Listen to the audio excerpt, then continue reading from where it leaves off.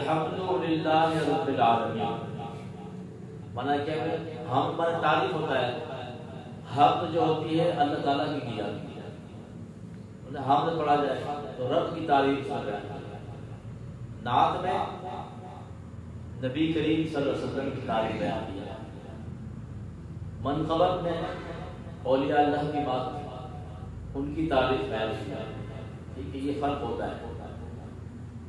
تو الحمد تمام تعریفیں اللہ کے للہ، اللہ کے لیے،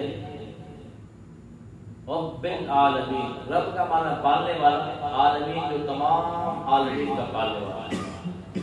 اس پر بہت نفیس نقطہ میں نے بیان کیا تھا، تو بار بار بیان کیا جاتا کہ مجھ سمیت ہر ایک کو عمل کی توفیق ملے۔ کیا ہے؟ نماز کے لیے آتے ہیں تو ہمیں یہ پیغام ملتا ہے، اے میرے بندے، اللہ فرماتا ہے اے میرے بندے تو اس رب کی بارگاہ میں آیا ہے، تمام عالمین کو رزق دے رہا ہے۔ یعنی کہ ایک بندہ خود کا کفیل ہوتا ہے، یا پھر 2 کا، 4 کا، 8 کا، 10 کا، 100 کا، گنتیاں ختم ہو جائیں گی، آپ کی کفالت ختم ہو سکتی ہے تو گنتیاں تو باقی رہیں گی، لیکن رب تعالیٰ فرماتا ہے میں گنتیوں کا محتاج نہیں ہوں، بلکہ تمام عالمین کو رزق میں دے رہا ہوں، رزق میں کمی نہیں آئے گی، نماز وقت پہ پڑھا کرو، ٹھیک ہے۔ الحمدللہ رب العالمین سے یہ بہت ہی اہم پیغام ہے، ٹھیک ہے۔ الرحمن الرحیم، رحمان ہے اور رحیم ہے۔ رحمان اور رحیم اس میں تھوڑی سی تفصیل ہے، ٹھیک ہے۔ وہ کیا ہے؟ علماء یہ فرماتے ہیں رحمان تو ایک عام ہے، مومن اور کافر سب کے لیے، لیکن رحیم جو ہے خاص مسلمانوں کے لیے۔ کیسے مومن کافر؟ دنیا میں ہر ایک کو رزق دے رہا ہے، ہر ایک کے معاملات اور حالت کو روزی پہنچ رہی ہے، لیکن آخرت کا معاملہ جو ہے وہ جو رحمت کا ہوگا، رحیمی کا ہوگا، وہ خاص مسلمانوں کے لیے، اس میں کافر حصہ نہیں ہوگا۔ اس لیے علماء فرماتے ہیں اگر آپ کی کوئی اور کمال نہ ہو، کم سے کم اتنا کمال ضرور رکھیں کہ آپ کا خاتمہ ایمان پر ہو، آپ کا خاتمہ ایمان پر ہونا چاہیے۔ مالک یوم الدین، اب اس پہ پھر اور پیغام میں نے جو کیا تھا کہ وہ بڑا مہربان نہایت رحم والا ہے۔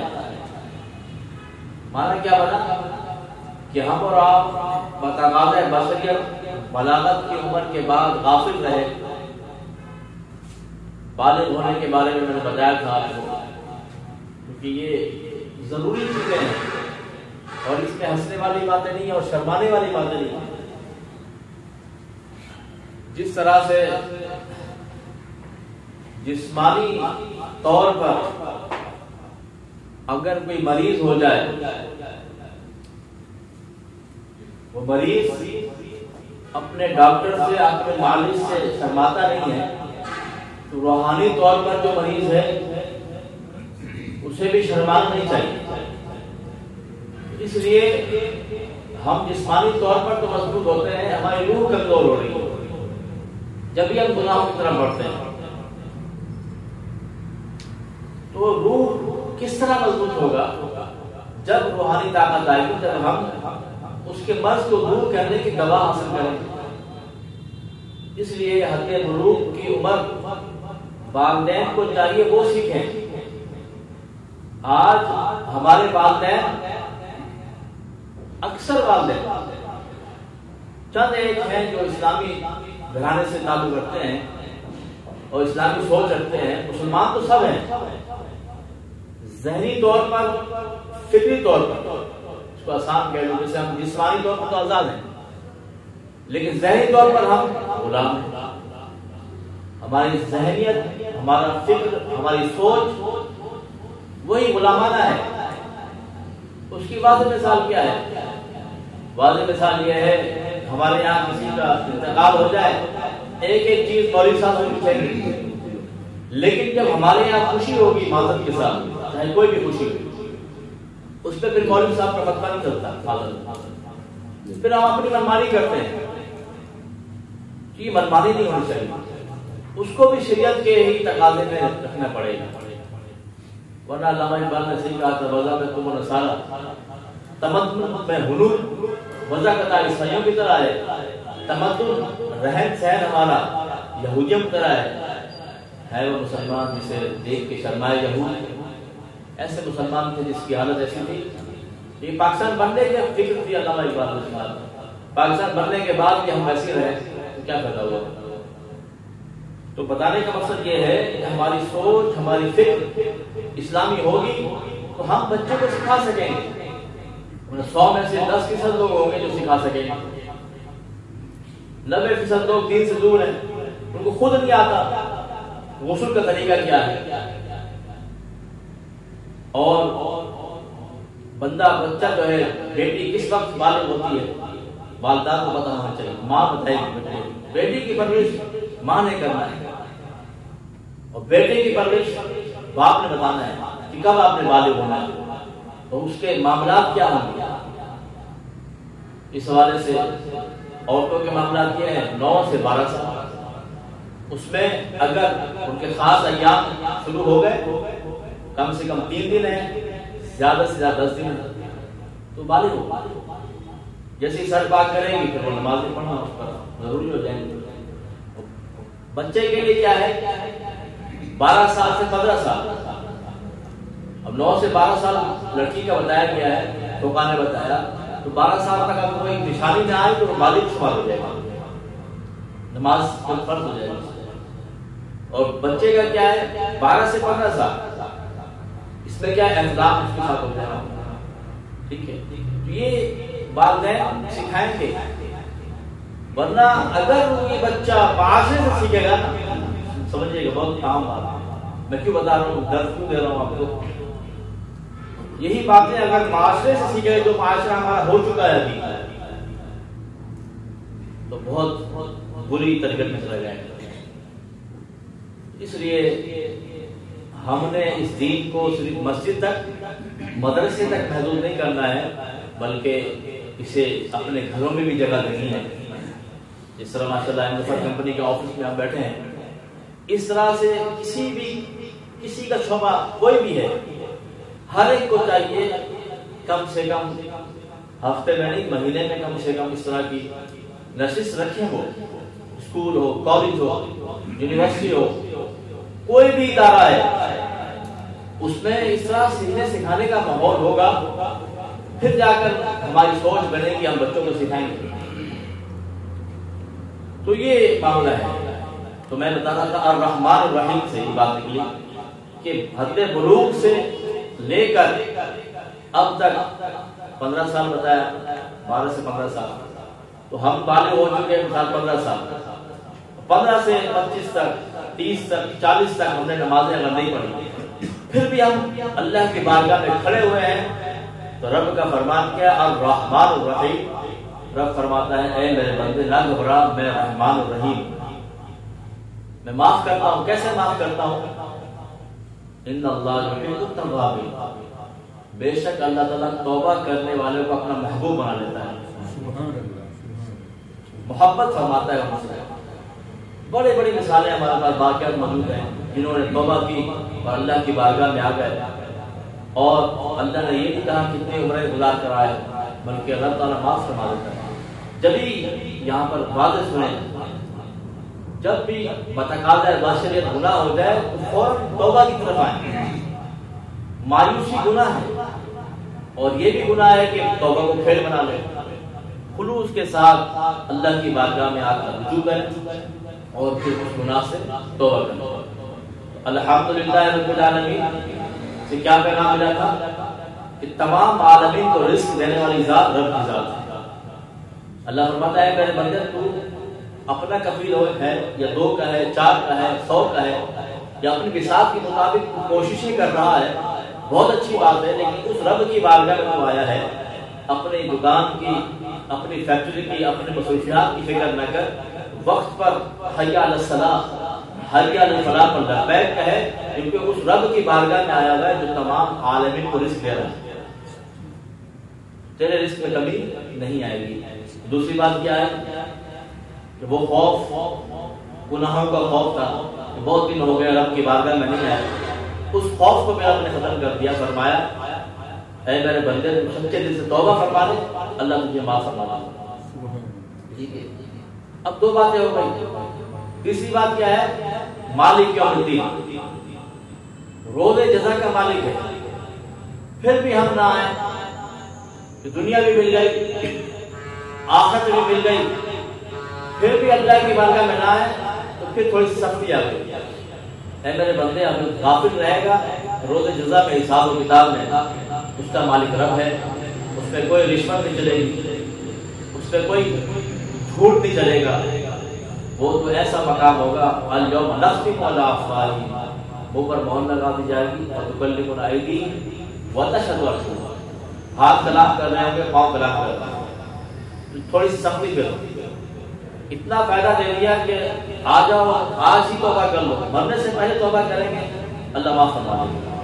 ایاک نعبد و ایاک نستعین، اختصار سے اس کو بتا رہا ہوں تاکہ آگے آپ کو پیغام دے سکوں۔ ایاک نعبد و ایاک نستعین، یہاں پر اتنا بڑا پیغام دیا گیا ہے۔ اللہ رب العالمین، تمام عالمین کا رزق کا نظام وہ ہے، یعنی کہ غیب کی بات ہے۔ اب رحمان الرحیم میں بھی غیب ہے، مالک یوم الدین میں بھی غیب ہے۔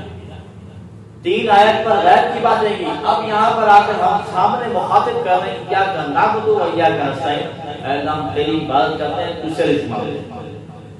ہمارے استاد صاحب علامہ مولانا ڈاکٹر پروفیسر رضوان اشرفی صاحب دامت ہمارے بہت پیارا نکتہ دیا، فرمایا اب رب کو قریب محسوس کرو، اپنے سامنے محسوس کرو۔ انہوں نے اس حدیث کی تشریح کی، اس حدیث کی حدیث جبرائیل صحیح مسلم کتاب الایمان کی حدیث ہے، جس میں فرمان مصطفیٰ یہ ہے، اللہ کے نبی نے فرمایا انت عبد اللہ کانک ترا، اللہ کی عبادت ایسی کرو گویا کہ تم رب کو دیکھ رہے ہو، فإن لم تكن تراه فإنه يراك، اگر یہ نہیں کر سکتے کم سے کم اتنا کر لو رب تمہیں دیکھ رہا ہے۔ یہ پیغام دیا گیا ہے۔ تو یہاں پر استاد صاحب نے کیا فرمایا کہ رب کو محسوس کرو، قریب محسوس کرو۔ جب ہم رب کو قریب محسوس کریں گے نا، پھر ہم مسجد میں ہوں، گھر میں ہوں، بازار میں ہوں، دوست میں ہوں، تنہائی میں ہوں، پھر ہم گناہ کے قریب نہیں جائیں گے۔ رب کو قریب، 5 ٹائم کی نماز کا ایک اہم مقصد یہی ہے کہ رب کو قریب محسوس کریں۔ دن میں 5 مرتبہ ایک بات یاد دلائی جاتی ہے، اللہ اکبر اللہ اکبر، اللہ سب سے بڑا ہے، سب سے بڑا۔ تو یہ پیغام دیا جاتا ہے کہ رب کو قریب محسوس کریں۔ اس طریقے سال میں روزے بھی آتے ہیں، اسی فکر سوچ کو ایک مہینے کی پریکٹس کرنے کے لیے آتے ہیں کہ رب کو قریب محسوس کرو۔ کوئی نہیں دیکھ رہا ہوتا، فریج میں ٹھنڈا پانی رکھا ہوتا ہے، اور ہمیں پیاس لگ رہی ہوتی ہے، گلا خشک ہو رہا ہوتا ہے، لیکن ہم نہیں پیتے۔ رب کو ہم قریب محسوس کر رہے ہوتے ہیں، مہینے کی پریکٹس کے بعد ہم بھول جاتے ہیں۔ تو اس لیے یہ یہاں تک آیتوں کا مقصد آپ سمجھ گئے۔ اب آگے چلیں، ایاک نعبد و ایاک نستعین کے بعد ہم کیا کہتے ہیں؟ اہدنا الصراط المستقیم، اے اللہ ہمیں سیدھے راستے پر چلا۔ اہدنا الصراط المستقیم، اے اللہ ہمیں سیدھے راستے پر چلا۔ صراط الذین انعمت علیہم، ان لوگوں کا راستہ جو انعام یافتہ لوگ ہیں۔ انعام یافتہ لوگ کون ہیں؟ آئیے قرآن سے ہی پوچھتے ہیں۔ قرآن سے جب ہم نے پوچھا، قرآن نے جواب دیا انعم اللہ علیہم من النبیین والصدیقین والشہداء والصالحین۔ نبیوں کی جماعت ہے، صدیقین کی جماعت ہے، شہداء کی جماعت ہے، صالحین کی جماعت ہے۔ جب یہ آیت نازل ہوئی تھی نا، اس کا شان نزول سنیں گے آپ حیران ہو جائیں گے۔ حضرت ثوبان رضی اللہ تعالیٰ بہت عظیم صحابی رسول تھے، وہ عرض کرتے ہیں نبی کریم صلی اللہ علیہ وسلم سے، یا رسول اللہ یہ تو یقین ہے آپ کے ساتھ کے جنت ملے گی۔ سنیں صحابی رسول اللہ عقیدہ، یہ تو یقین ہے آپ کے صدقے جنت ملے گی، لیکن آپ کہاں پر ہوں گے، آپ کہاں پر ہوں گے؟ دنیا کی زندگی میں تو جب چاہتا ہے دیدار کر لیتے ہیں، جب دل چاہتا ہے آپ کے پاس حاضر ہو جاتے ہیں۔ جنت میں کیا ہوگا؟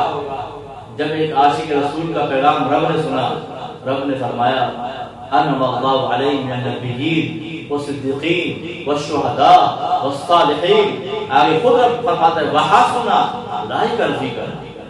کتنے بہترین ساتھی ہیں، اللہ تعالی فرما رہا ہے اے محبوب انہیں کہہ دیجئے غم نہ کریں، یہاں بھی آپ کے ساتھ ہیں، وہاں بھی آپ کا پڑوس ملے گا۔ حضرت ربیعہ رضی اللہ عنہ نے عرض کی تھی، جب آپ نے پانی پیش کیا نبی کریم صلی اللہ علیہ وسلم کی بارگاہ میں، وضو کا پانی، اللہ کے نبی نے فرمایا سب یا ربیعہ مان کیا مانگتا ہے؟ اللہ کے نبی نے فرمایا کیا مانگتا ہے؟ ربیعہ رضی اللہ عنہ صحابہ رسول نے عرض کی یا رسول اللہ جنت میں آپ کا پڑوس مانگو۔ مانگنے کا انداز دیکھیں، جنت بھی چاہیے، کیوں جانتے تھے نا اللہ نے آپ کو کیا کیا اختیار دیا ہے۔ جنت میں آپ کا پڑوس مانگتا ہوں، اللہ کے نبی نے فرمایا دے دیا، اور کیا مانگتا ہوں؟ پھر کیا عرض کیا؟ آپ عرض کرتے ہیں یا رسول اللہ آپ نے اتنا دیا، دوبارہ مانگنے کی حاجت ہی نہیں، اور کیا چاہیے؟ دنیا میں بھی آپ کے ساتھ ہیں، جنت میں آپ کا پڑوس مل جائے گا۔ یہ ایک عظیم لوگ ہیں، نبیوں کی جماعت ہے، صدیقین ہیں، شہداء ہیں، صالحین۔ تو انہی کا طریقہ ہم مانگتے ہیں، اہدنا الصراط المستقیم صراط الذین انعمت علیہم، یہ نام یافتہ لوگ ہیں، غیر المغضوب علیہم ولا الضالین۔ آگے ہم عرض کرتے ہیں یا اللہ نہ ان لوگوں کا راستہ جن پر تو غضبناک ہوا، نہ ہی گمراہوں کا راستہ۔ اس وقت فاتحہ جب پڑھیں تو یہ اس کا ترجمہ ذہن میں رکھیں، یہ دعائیہ کلمات ہیں، ہم دعا کرتے ہیں۔ فاتحہ کا ایک نام دعا بھی ہے اور ام الکتاب بھی ہے۔ آپ نے جب سنا شروع سے آخر تک ترجمہ اور مختصر تشریح تو آپ کو سمجھ میں آیا وہ پورا کا پورا دین ہی یہی ہے۔ تو ام الکتاب ہے، ام القرآن ہے۔ تو یہ پیغام تھا سورۃ الفاتحہ کے ذریعے آپ تک کہ ہم نے نیک لوگوں کے ساتھ رہنا ہے، اور آج اس پرفتن دور میں یہ پیغام ضرور دینا چاہوں گا کہ اتنے فتنے آ چکے ہیں کہ بچنا مشکل ہو رہا ہے۔ یہ جان چھڑانے کا طریقہ صحیح نہیں ہے کہ بھئی اب اتنے فرقے ہو گئے ہیں، معاملات ہو گئے ہیں، میں کیا کروں؟ پھر دنیا بھی چھوڑ دیں آپ، دنیا میں بھی تو بہت سارے وکیل بھی اختلاف کرتے ہیں، ڈاکٹر بھی اختلاف کرتے ہیں۔ اختلاف کہاں نہیں ہے؟ گھر میں چار بھائیوں کا اختلاف ہوتا ہے، تو ہر ایک میں اختلاف ہے، ہم وہاں گزار رہے ہوتے ہیں، لیکن بات یہاں دین کی آتی ہے تو جان چھڑانے کی بات کرتے ہیں۔ تو ہمیں اس کو اہمیت دینی ہوگی، ہمیں دین سیکھنا ہوگا۔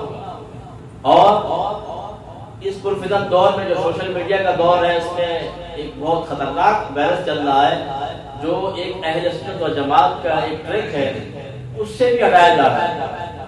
تو اس کا میں نے پچھلی دفعہ بتایا تھا، آپ کو دوبارہ ریپیٹ کر دوں کہ ہم نے شخصیت پرست نہیں بننا۔